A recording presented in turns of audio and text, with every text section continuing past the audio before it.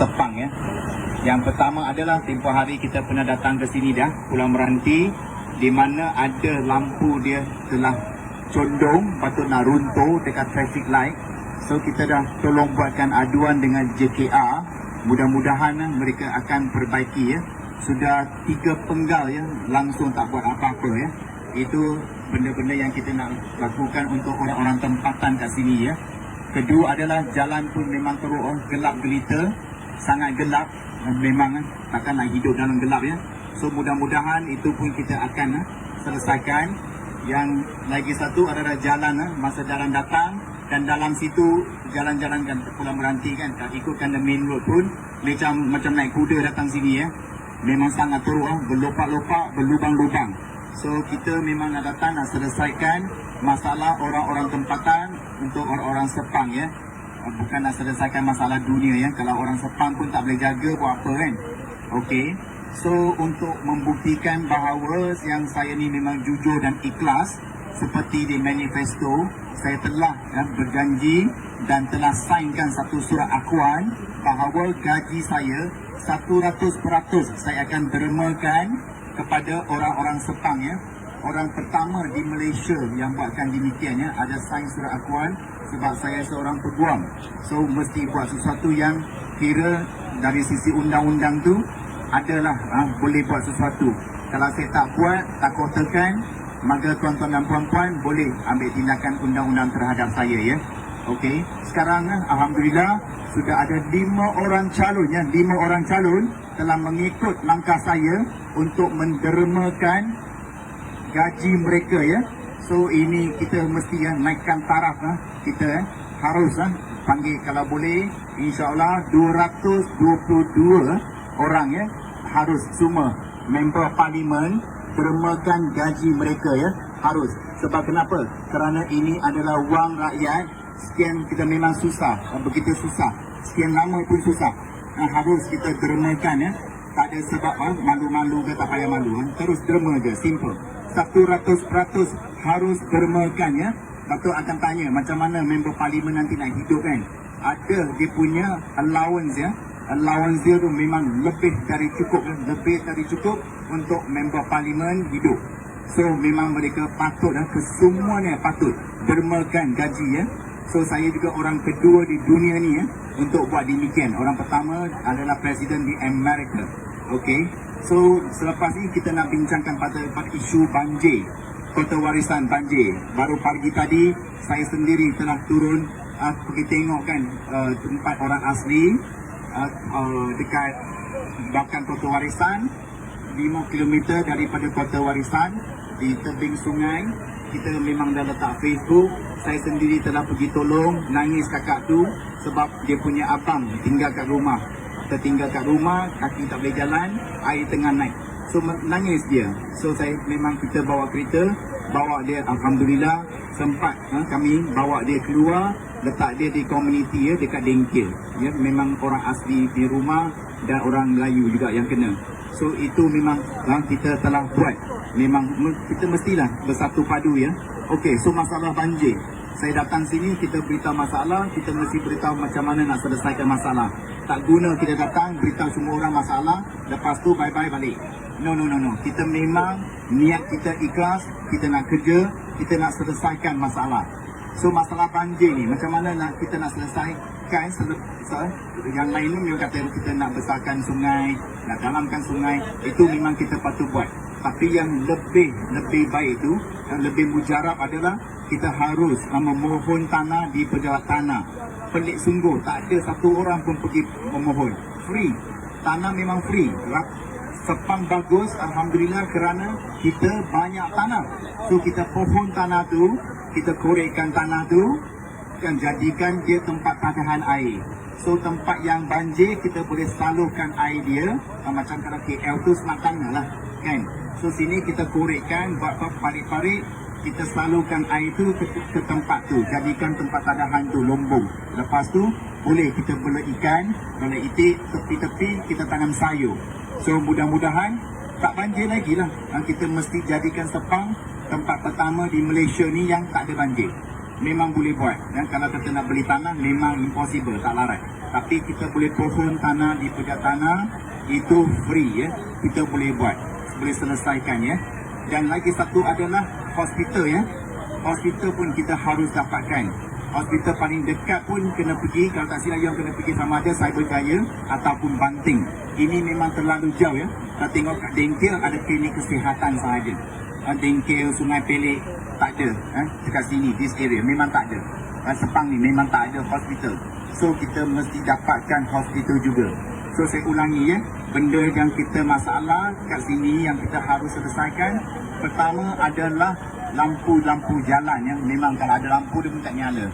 Kita harus buatkan tu. Kedua, jalan raya yang berlopak-lopak, berlubang-lubang ni kita harus settlekan juga. Ketiga, of course banjir ya. Banjir nak selesai, pergi pijak tanah, pohonkan tanah. Keempat adalah hospital ya. Ini adalah benda-benda asas yang kita harus dapat, harus ada. Kenapa? Sebab kita ada bayar teks ya. Ini daripada duit teks kita. Ini benda asas. Ini bukan kata kita nak bintang dan bulan, tak. Memang benda asas untuk rakyat Malaysia, untuk rakyat Sepang. Lebih-lebih lagi, banjir makin teruk. Tadi pun ada turun padang dah. Sampai lupa sikit, tak apa. Itu balik rumah nanti saya letak ubat.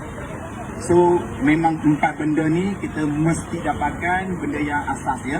Okey, so kita cerita pula benda yang mengenai mahkamah. Kalau tak boleh ingat tak kes Mona Fendi? Kes Mona Fendi adalah kes yang terakhir di mana adanya juri sistemnya. Apa maksudnya juri? Juri adalah orang-orang rakyat-rakyat biasa seperti tuan-tuan dan puan-puan dan saya.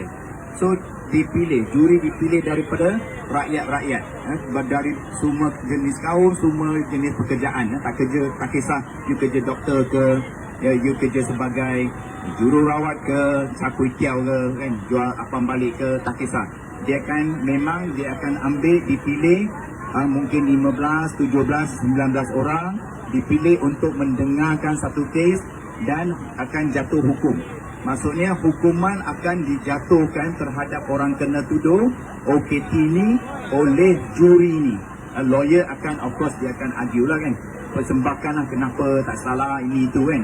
Dan kalau dihadkan ke Amerika, lebih 99% ya, mereka memang tak ada silap jatuh hukum. In other words, kalau kita tak salah, kita memang orang yang baik, tak payah kita khawatir ya. Kenapa? Kerana 99% takkan salah jatuh hukum.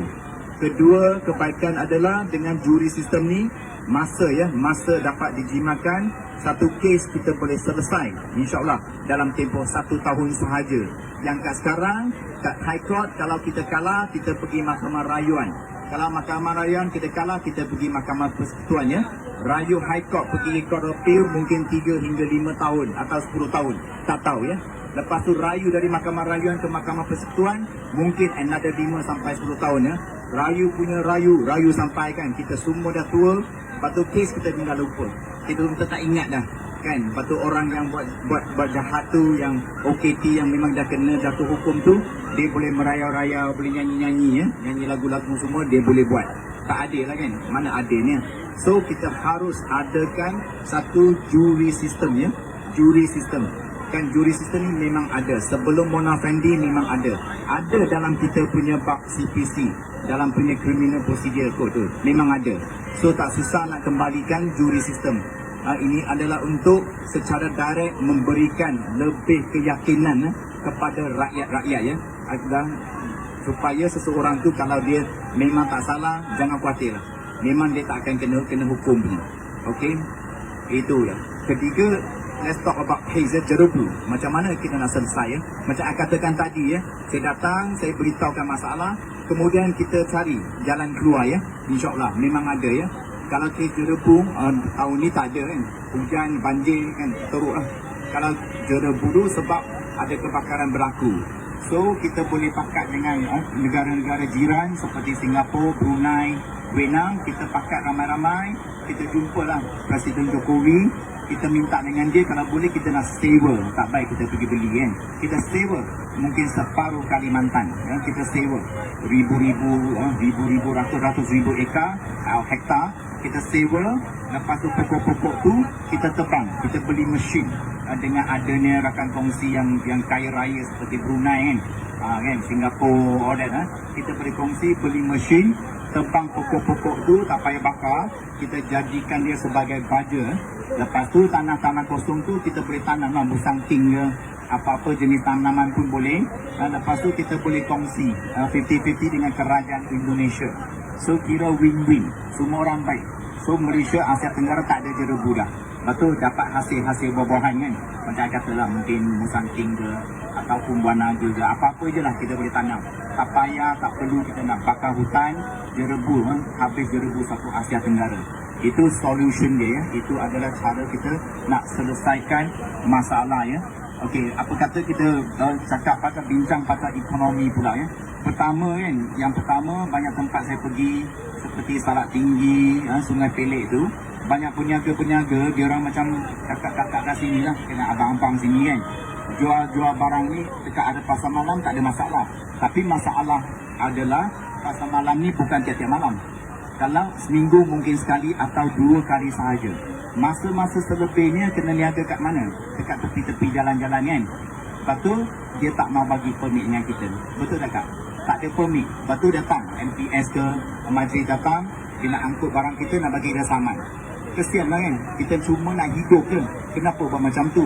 Kalau pergi New Cyber, lagi dahsyat lah. Lagi dahsyat. Apa berlaku adalah parking lot ya, satu parking lot dari 5 petang sampai 12 tengah malam, dia charge 300 ya.